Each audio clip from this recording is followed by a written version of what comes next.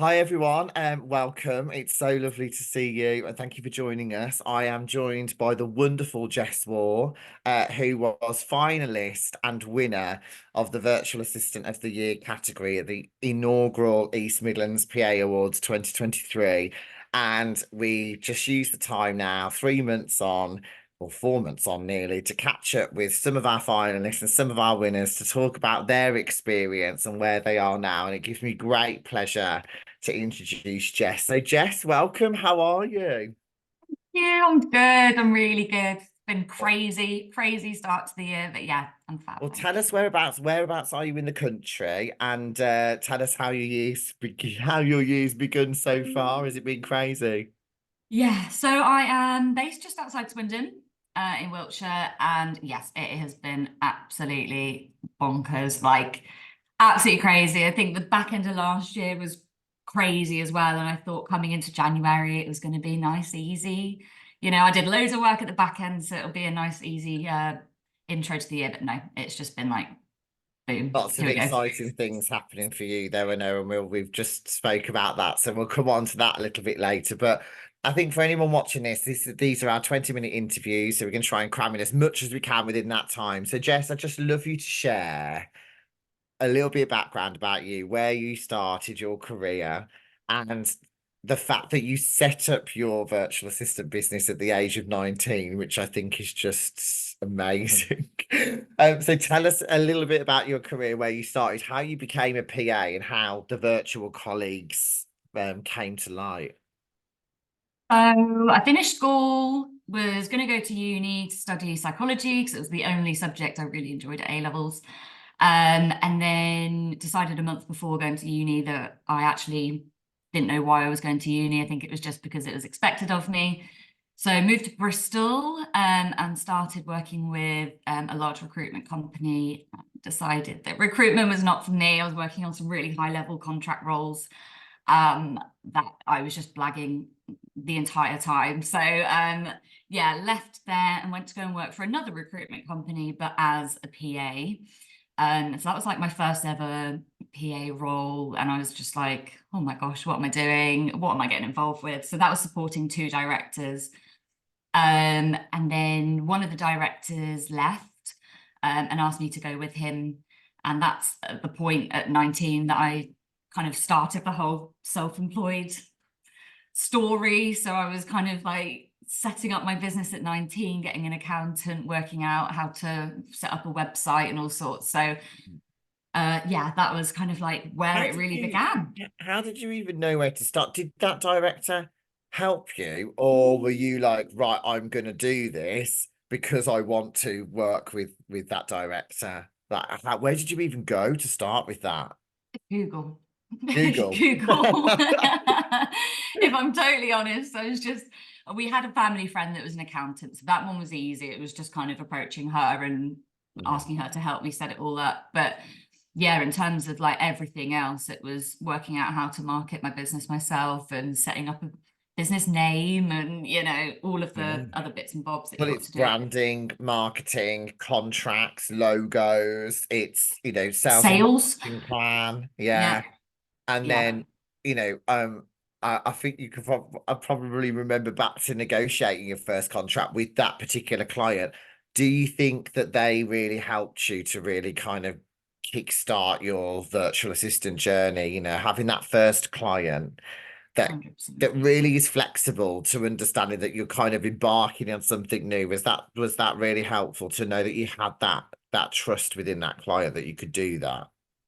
100%. Yeah, absolutely. It was like absolutely pivotal because like you're working it all out, right? You're like, what does this contract look like? What do the hours look like? What do I need to do to support you? So having somebody that was like had my back 100% and wanted to work with me to help me work it all out was I couldn't have done it if it was, somebody that was just a Yeah. cold client. And So that director's still with you today, aren't they? he is, yes. I still work with him now. I mean, on a lot less because everything's now in place. So it's Yeah. kind of like in a really nice position that his business just ticks along now because I've put kind of all the automations and his website's done.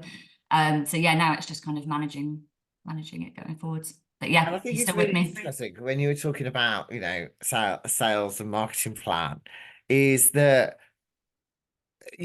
respectfully, a lot of people over years who have maybe been in a career as a PA for maybe 8 years, have built up a number of contacts along the way in the various different companies that they might be working at. And, sales and marketing as a business owner is quite overwhelming if it's not your one of your strengths. For example, if so at 19, where did you go, to kind of build those relationships with people and get those client relationships going? Because you'd only just got out of college. Yeah. So it was a lot of word of mouth, speaking to family, friends, speaking to Paul, my client, if he knew anybody and could he recommend me. So there was a lot of kind of like introductions and word of mouth. And then the other side of it was looking at Indeed for roles that were being advertised. And then I would kind of contact them directly and say, I know you're looking for this, but I can offer this. So it was kind of like a half warm leads.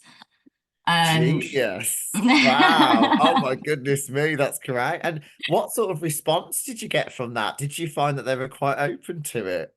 Definitely, yeah. I think that was kind of like how it grew so quickly was that was there. I think the only issue with that, as I've kind of gone through the years using that kind of strategy, was that typically the hourly rates were a little bit lower because they're looking for employed people where it kind of evens out and you get the extra benefits, right? So I think as I've kind of gone on, those warm leads I'm still using that kind of tactic, but typically the hourly rates are slightly lower than And what was the anything else. response at that time for you being virtual, so to speak? Because not only are you trying to kind of sell that dream, so to speak, to them, but you're also not really with them or going to see them in person. And I take it this was before the pandemic as well.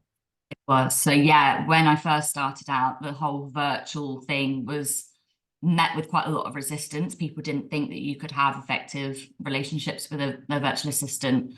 So yeah, that was really tough in the early days, and it kind of became a let me show you. Let's do a 1 month contract and see how it goes, and then let me show you. And then obviously, as you said, COVID changed the way that people thought about, virtual relationships. So from COVID, it's not really been an issue. But before it was definitely like, what do you mean we're going to have a meeting on Skype when people use Skype, I know. So talk to us about the virtual colleagues. Your business is called the Virtual Colleagues. Why did you choose to call your business the Virtual Colleagues? So it was a rebrand last year. And I think working over the kind of virtual space and being an assistant for the last 8 years, I started realizing that actually people's perception of a virtual assistant was that a virtual assistant just does diary, just does travel. And I wanted to kind of challenge those perceptions really and show people that a virtual assistant is much more than just an assistant and what people think they are. They're, a colleague, they're your right hand person. So yeah, that's why And I went how with is that. that? As that have you seen that shift now? You changed the name of the business. Have you seen them? I I always think with freelancers or with self-employed, it's all about educating. We've got to just constantly educate the customers into what we can do for them and showing more for, there are some people out there that will say, and that, it does work for some people, niche, niche, niche, niche, niche, and that's brilliant. But actually by expanding the name and showing that you are a colleague in the fact that you can support in many different departments or different roles or different skill sets, has that helped you? It has, I think, less so the name and more the confidence that I have to go to people and say, actually, I can now help you with your strategies or help you with your project management or help you with, I don't know, property development. I think it's helped in the way that I approach the conversations rather than how they receive it. But I think, it's a classic situation where you go into a business, they think they want something, and then it's Yeah. just a process of showing them that actually I can do more than what you thought you Yeah. needed. So you talked to me just before we came on, and we were both talking about our own experiences, and you shared that, the business took off, and you ended up having multiple different clients. How did you cope with that? Um, it was hard. It was really hard. I think it grew really quickly, and I was like, "Oh, yay! Look at this! The business is growing really quick. I'm doing great." And then the kind of reality sunk in, and I think I wasn't able to juggle that many people and that many businesses and deliver the service that they deserved. Mm, When people are business owners and entrepreneurs, they need quite a lot of attention to help their businesses grow. And if you can't give that to them, then I struggled with that. So yeah, it kind of took off, and then I realized that I'd done it too quickly and done it too fast and taken on too much. So I started kind of winding back yeah. down again. Was that a challenging time for you? Was it quite difficult to have those conversations with people? And it's hard to let go, isn't it? It's really hard to let go. And it was, yeah, having those conversations of, yeah, the service level isn't great. I hold my hands up. I'm sorry. I think I just need to kind of wind this down a little bit. And, it's a really honest conversation. It's like, you Yeah. deserve better, and it's kind of, I think they appreciated the honesty and the fact that I was able to kind of recognize that I wasn't doing the best that I could for them. But yeah, it does kind of feel a little bit ugh, when Mm. you've built something and then you've Well, I got know to. and I'm very grateful for you agreeing to this, but I know you spoke very openly about your ADHD with when you were being interviewed as part of the panel. How has that helped you? And how has it helped you in your role? And I guess, how have you overcome some of the challenges sometimes that you might face? So I think for me, ADHD, when it comes to running your own business, is a bit of a superpower. In that you're always looking for the next like dopamine high, right? You're always looking for the next thing that makes you feel great. So in terms of pushing to the next level to get that well done, Jess, or oh my gosh, you're a legend, thank you. You're always pushing for those comments. So you're always going above and beyond. Mm, Also, as well, I think you're like, once you're into something, you're not leaving your desk until you finished it, right? yeah, Um, and I've actually been doing some research recently, and I think there was some statistic that was like business owners are 500 times more like, or 500% more likely to set up a business if they've got ADHD. So I think working with other business owners that most likely or more often have ADHD themselves, you're able to relate on a totally different level. Um, Challenges, memory as a PA, remembering things is obviously quite essential as a personal assistant. So I just get over that by writing lists and notes on absolutely everything. yeah. And as Yeah, technology helps you, does that support you? I mean, we live in such an amazing technological world. How are you with technology? Is that something that you really embrace? absolutely. Yeah, Monday.com is my lifesaver, reminders, automations, yeah, the whole thing. Little things like remembering to invoice at the end of the month. Just set up your reminders and get it in your head. Yeah. So I no, think that's the technology's thing. I get that with my clients all the time. They're like, "You haven't sent me your invoice," and I'm like, "Oh, it's oh because I got my head down in something else." And I was like, "Oh my God, I'm really excited about this particular thing that I'm yeah. working on at the moment." That's kind of slipped to the back of the mind, and then you think, "Oh my God, actually, I God. do really need to be paid." So, Yeah. yeah. And then Um, like want people to pay you within 24 hours because you're the one that forgot. Yeah. I like it's yeah. So, but no, I love the fact that your outlook and looking like that, and that you're actively out there thinking, right, everyone out there is potentially 500% of the people I'm working with have got ADHD, and they're just like me, and it's going to be amazing. I just love that. Um, Yeah. and to use that as your advantage and your superpower within your business, I think is fantastic. So well done, you. Um, and I think we were talking then about, I said, where you've had you've been set up now for 8 years, and the time was right for you to kind of have a look and search out there to see what sort of accreditations and what sort of things are out there for your business. So can you tell us a little bit about that period? Yeah, so I'd kind of was doing the whole rebrand thing. I'd wound the business down and was looking at how I could then deliver more for my clients.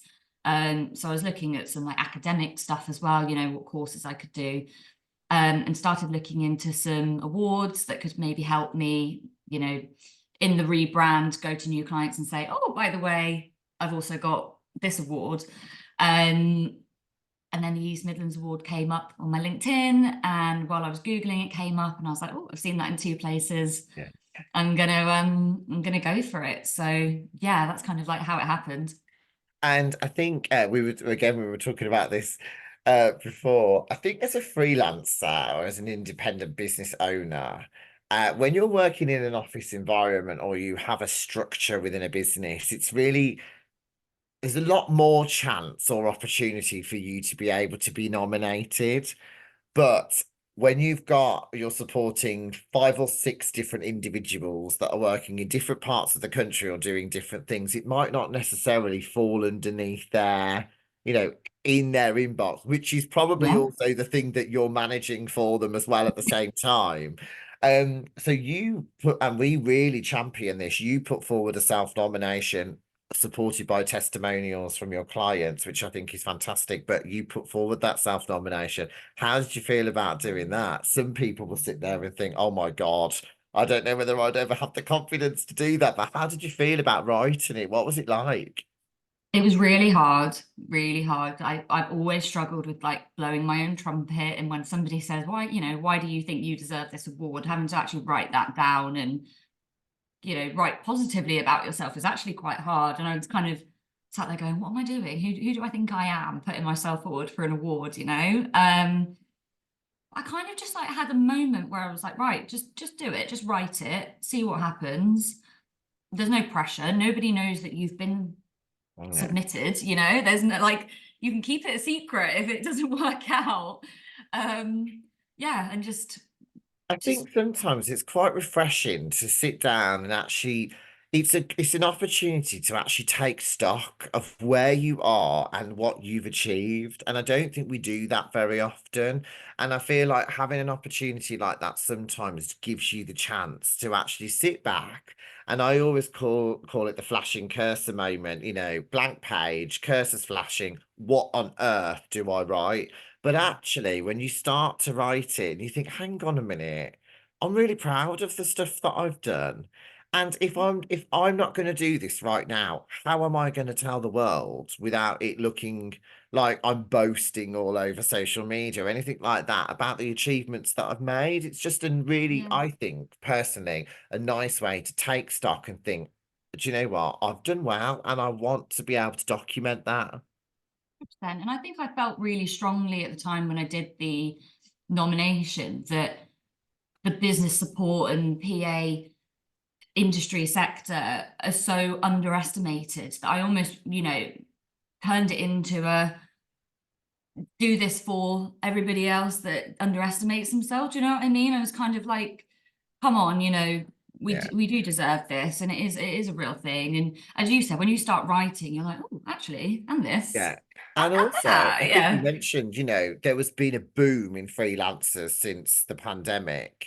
And that, it can be very, very competitive, lots of voices in the world going on. And how do you make yourself stand out from the crowd? And I think putting yourself forward for something like that, it does give you a milestone in your career somewhere where you can say, do you know what? I went for that. I tried. If I didn't get through to the finals, I was nominated and it gave me a chance to engage with my clients. It got me a chance to gather some testimonials from them. It was a great way for me to check in with them and see how I'm doing and whether they yeah, really validate what I'm thinking for this award and put themselves forward and come and support you and champion you. And I think that is something that's really important. We get asked all the time, why are you doing these awards? And particularly in the East Midlands, the East Midlands has never had a PA Awards, and there is not a single and please feel free to correct me if I'm wrong, and I'm sure there are some people out there that will, but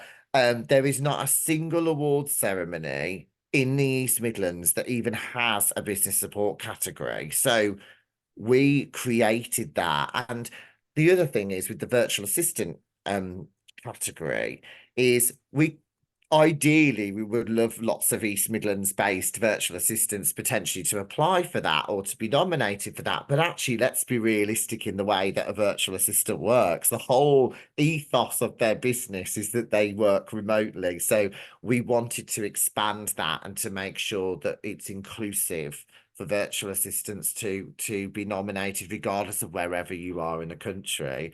And thank goodness we were connected with you, Jess, and the rest of our finalists. So how did you find the process? How did you find it? It was, do you know, it was really good. And it was, as you said, a really good opportunity to reflect and to talk about the business and to talk about me and what I value. I think the application part, the nomination part was kind of, as I said, hard, but I put it forward. Then when I was contacted and was told that there was going to be an interview with a panel of other really successful PAs and people in the industry, I was like, oh my gosh, okay, right, now it's real. Now you've actually got to look like you know what you're talking about. But honestly, they couldn't have been more lovely. The whole thing has just been like every single person I've interacted with throughout the entire process have just been lovely, lovely people. So yeah, no, the And whole what was the process was night great. like for you? Did you enjoy it? The night was amazing, absolutely amazing. The entertainment of those, that couple that was singing across the room was incredible. The food was obviously fabulous.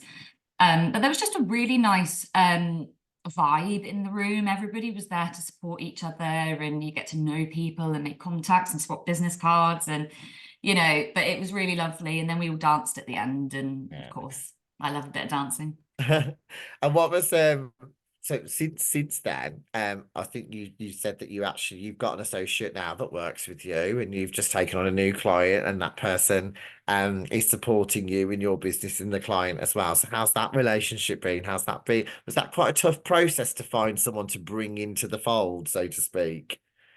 Yeah, it was. And I think, you know, it's the classic thing that all business owners or entrepreneurs go through, which is how can I ever trust anybody to do it as well as I do it? And it's like always my initial conversation with any new client that I have, which is, you know, I totally understand trusting somebody. And then I'm having to go through the same thing right now, which is I've brought on this associate virtual assistant and I have to trust her that she's going to deliver, you know, the service that I want to put my name against. And I've taken There's a on a very little bit. fine line between micromanaging and letting them get on with it and trusting them, but then you're like, oh my God, that's my baby. So is that Yeah, must be tough. yeah, it's something I've been working on myself over the last week, which is like not asking every 2 hours how everything's going and not messaging the client, like, is it all working out okay? What's happening? Is she logged into her emails?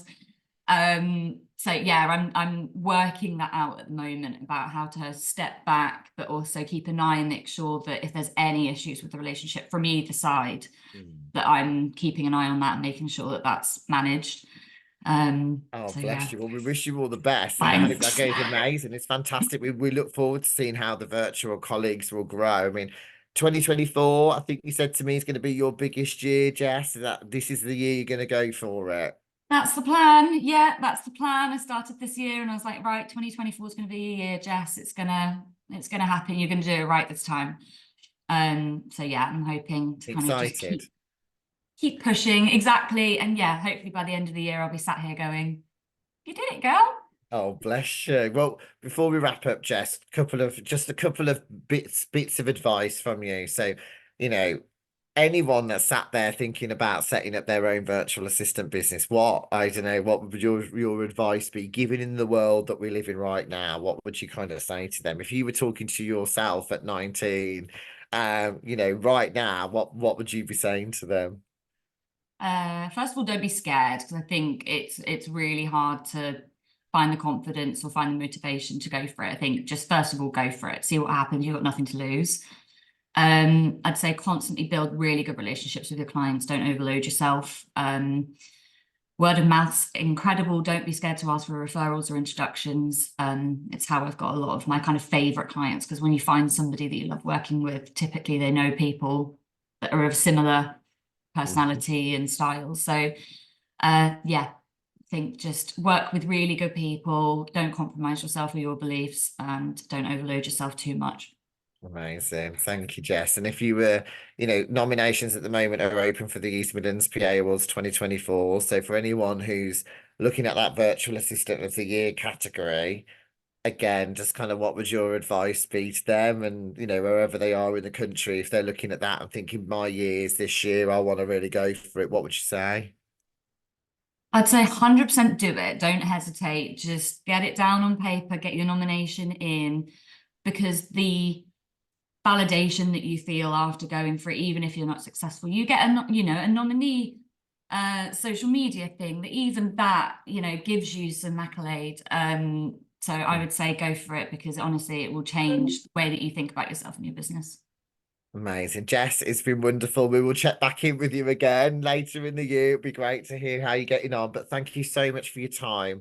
Huge congratulations to you on all you've achieved. It's been brilliant to spend some time with you this morning. We look forward to seeing you again soon. So much for having me. Cheers. Thanks.